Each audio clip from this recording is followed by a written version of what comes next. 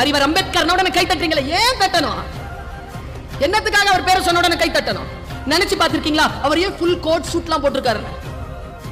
அவர் பிறந்த அந்த சமூகத்தில், ஆடை அணிவது மறுக்கப்பட்ட சமூகத்தில், கல்வி என்கின்ற ஆயுதத்தை கையில் எடுத்துக்கொண்டு ஃபுல் கோட் சூட்ல போட்டுட்டு கால் மேல கால் பட்டு அப்படி உட்கார்ந்து நம்முடைய நாட்டினுடைய அரசியல் அமைப்பு சட்டத்திற்கான தந்தையாக வந்து உட்கார்ந்தார் இல்லையா? அதுக்காகத்தான் கை தட்டணும்.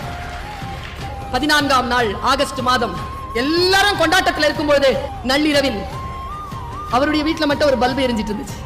படிச்சுக்கிட்டே இருந்தார். வந்து கேட்டாங்க, சுதந்திரம் கிடைத்து விட்டதே, எல்லோரும் உறங்கிக் கொண்டிருக்கிறார்கள், கொண்டாடி கொண்டிருக்கிறார்கள், நீங்கள் ஏன் விழித்து படித்துக் கொண்டிருக்கிறீர்கள்? அறிவர் அம்பேத்கர் சொன்ன பதில் என்ன தெரியுமா?